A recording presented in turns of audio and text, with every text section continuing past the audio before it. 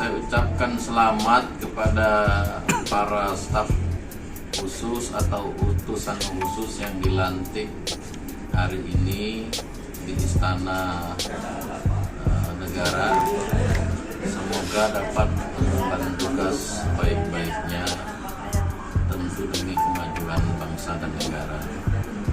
Kalau melihat dari nama-nama yang ada, ya kita tidak asing lagi, semuanya para anak-anak bangsa, tokoh-tokoh muda yang semuanya bagus-bagus menurut saya. Jadi tidak ada yang perlu dipermasalahkan sebenarnya, karena semua mempunyai keahlian di bidang masing-masing.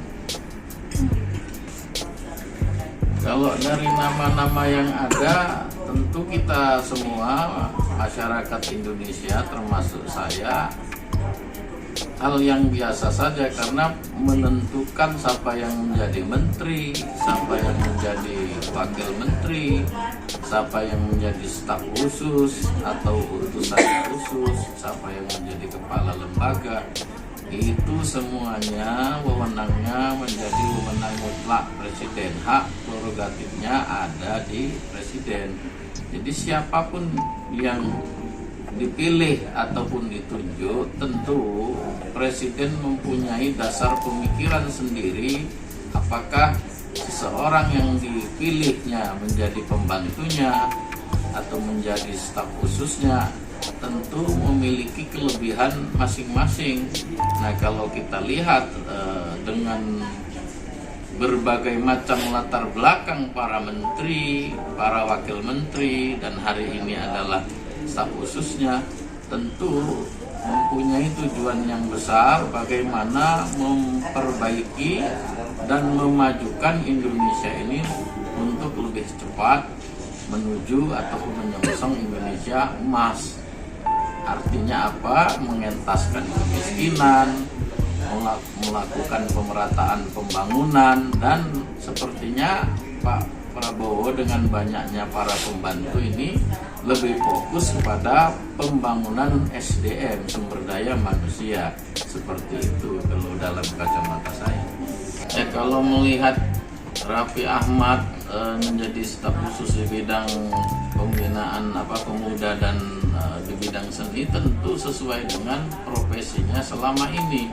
Artinya basicnya Raffi Ahmad memang pekerja seni yang profesional. Kita lihat dari dia masih anak muda, dari masih belia, bahkan sampai sekarang, sampai hari ini masih menggeluti bidang seni dan bisa menjadi contoh bagi anak-anak muda yang lain yang berhasil di bidang seni. Dalam konteks seorang pekerja seni, Raffi Ahmad adalah seorang yang berhasil dalam pandangan saya. Dia mapan juga, artinya bisa menjadi cemeti, menjadi motivasi bagi anak-anak muda yang lain bahwasanya dengan menggelutin seni juga seseorang bisa sukses, bisa tenar, bisa punya materi dan lain sebagainya. Bidangnya tentang seni ya tentu lebih cocok Raffi Ahmad daripada seorang insinyur mungkin misalnya, atau seorang ahli mesin. Kan tentu yang ngerti setiap seorang pekerja seni seperti itu. Nah, kenapa Raffi Ahmad yang ditunjuk? Nah, itu mungkin presiden mempunyai pertimbangan tersendiri, mungkin mewakili pekerja seni yang sukses. Yang pertama, yang kedua, dia juga berasal dari tokoh muda yang inovatif, bukan hanya pekerja seni saja, tetapi juga dia adalah usahawan. Jadi mengembangkan bakat seninya dengan berbisnis dan pengembangannya di inovasi bisnis. Jadi nggak murni pekerja seni aja, tapi juga dibarengi dengan motivasi bisnis yang lainnya kalau kita lihat dan kita amati dari seorang Raffi Ahmad. Nah, tentu inilah yang harus dijadikan inspirasi, motivasi buat para generasi muda, khususnya para pekerja seni lainnya, untuk tidak minder bahwasanya pekerja seni juga masih terbuka luas lapangan untuk juga bisa berlomba sesama anak bangsa untuk bisa berbisnis, melakukan usaha-usaha apapun bisa sesukses Raffi Ahmad, ya tentu harus kita beri aplusan dalam hal itu. Gelar Dr. H.C. honoris causa itu ada sekurang-kurangnya ada 2 kriteria untuk seseorang bisa menerima itu. Yang pertama, mumpuni dan berjasa di bidang tertentu, memang keahliannya di situ. Kalau kita lihat Raffi Ahmad memang di bidang seni budaya, di bidang pekerja seni dia sangat mumpuni, sangat ahli, sehingga bisa diberi satu penghormatan oleh satu universitas berbentuk gelar pemberian, makanya gelarnya honoris causa.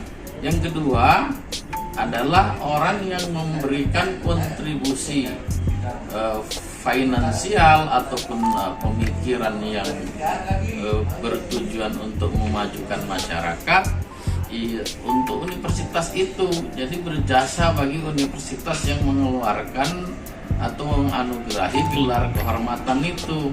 Jadi sekurang-kurangnya 2 kriteria itu. Tapi kalau dari aspek lain tentu harus berperilaku baik, tentu tidak pernah cacat moral dan lain sebagainya. Itu pertimbangan-pertimbangan yang dilakukan oleh universitas yang bersangkutan. Tapi yang jelas jasa yang pertama adalah jasa kontribusi bagi masyarakat luas dan ahli di bidang tertentu. Yang kedua, sumbangsi terhadap universitas yang bersangkutan.